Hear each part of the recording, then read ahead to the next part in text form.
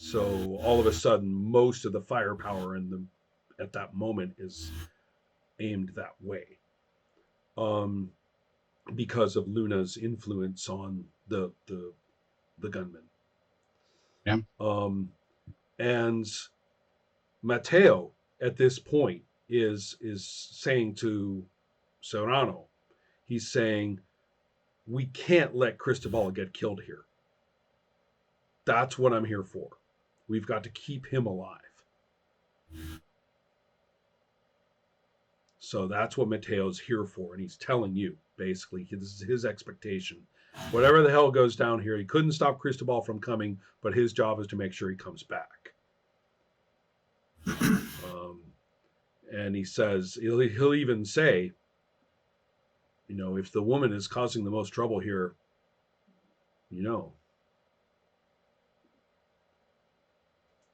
Mateo doesn't care. So let's see. As far as Amado just panics, and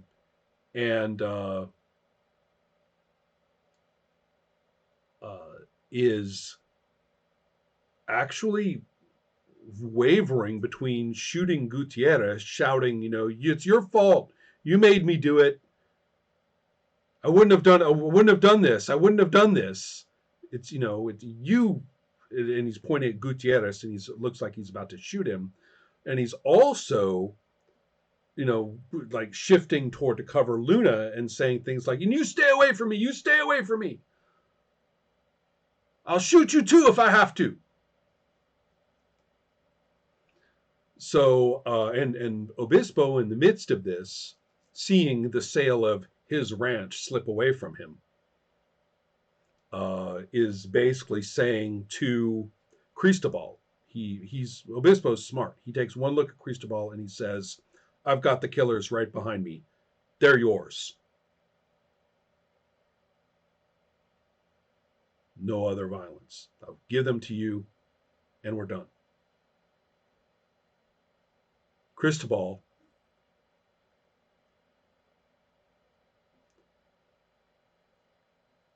is wavering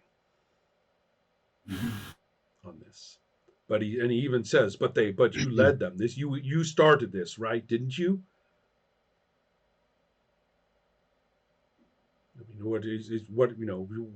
You're obviously involved.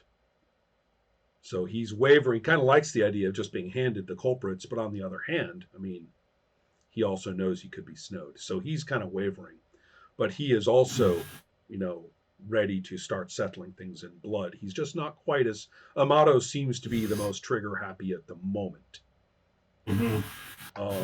So I shall have the bullets start flying any second now. What proactive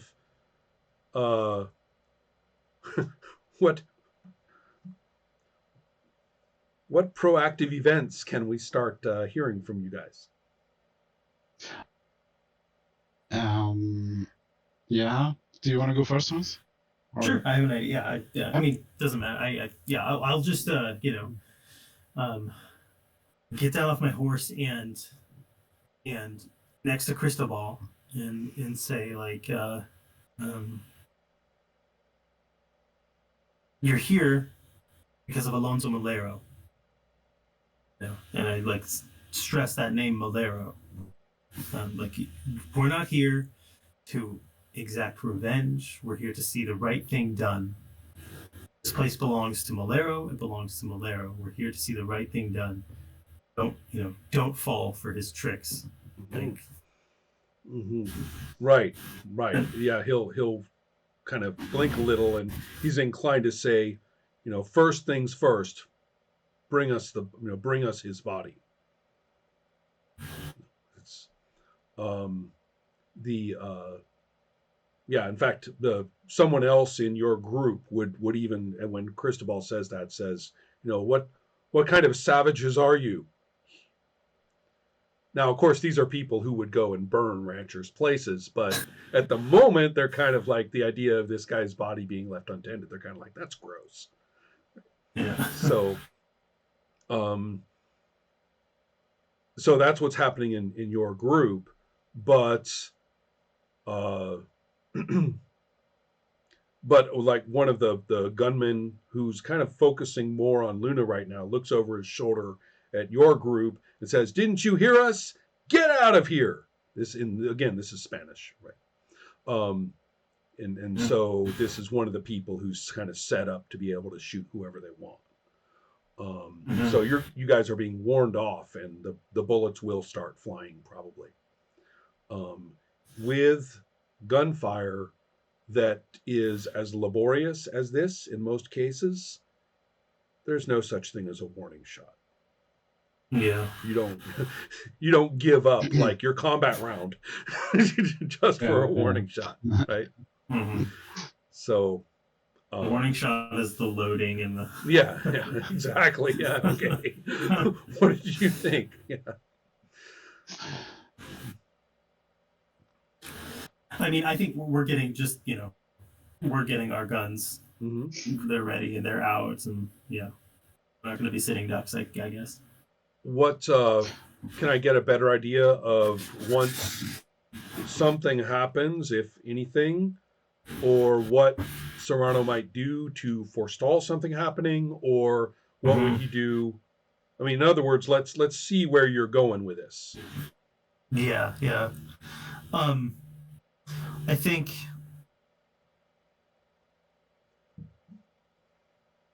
in my mind, I as I'm talking to Cristobal about this, it's like that we're here for if we came here, we came to see this through.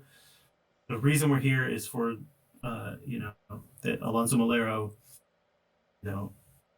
allows you to live, and that it's his name and it's his family's ranch, and that we're going to support the claim that the claim of his wife is valid, and that's who we're going to support. So whoever she's aiming at, yeah. I think so Cristobal nods. He completely agrees with this. This makes total sense.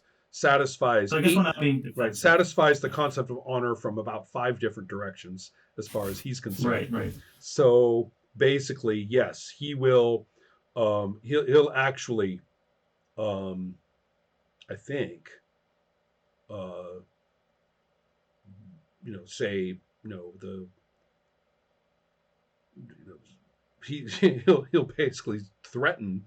One guy is going to threaten all these people and say, put those guns down. And he's not referring to Luna and her men at all. He's very clearly referring to everybody pointing guns at her. And he's the people with you. I mean, Serrano's like, okay, we're going to focus on justice and everything.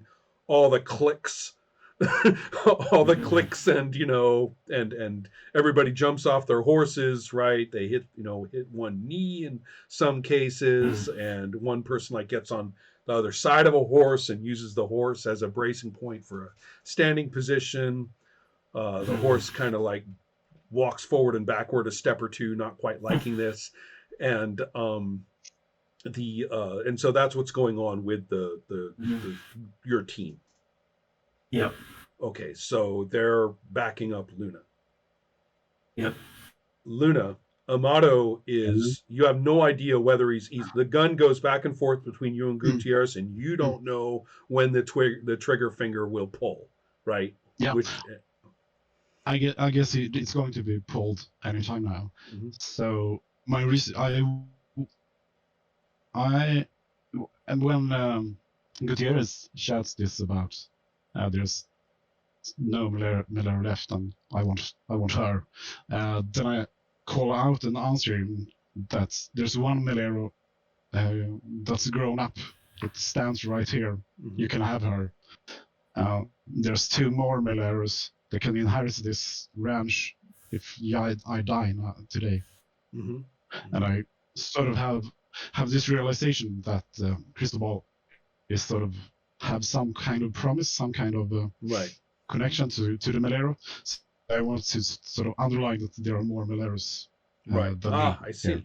Interesting. And then I wait for Amado to, when the rifle is pointing at Gutierrez, then I pull the trigger.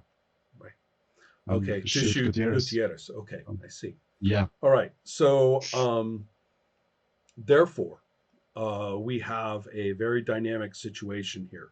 Um, the gunfire is beginning, and it's very clear to everybody.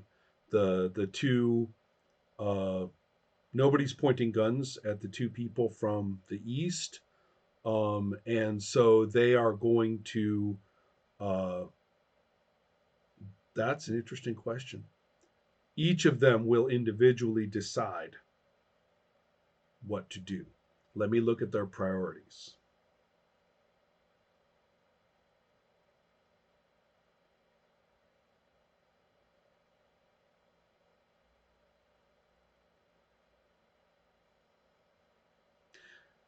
Jack Jackson wants none of these complications. None of these complications whatsoever. It's all irritating. The biggest complication at the moment is this Degüeno, who's adding muscle to this crazy woman. So he's going to be shooting at Cristobal with his pistol. The Hal Carter, who had spoken to Luna, actually is tracking what she's doing, and he's going to support what she does. And then Amato shoots whoever, right? And Gutierrez, also interestingly, seeing the threat to Luna and he wants her, has wheeled upon Amato and is going to try to stroke, to hit him, knock him down with the butt of his rifle. His interest in Luna is non-romantic, but it does require that she's breathing. And so Obispo, in the midst of all this, is going to try to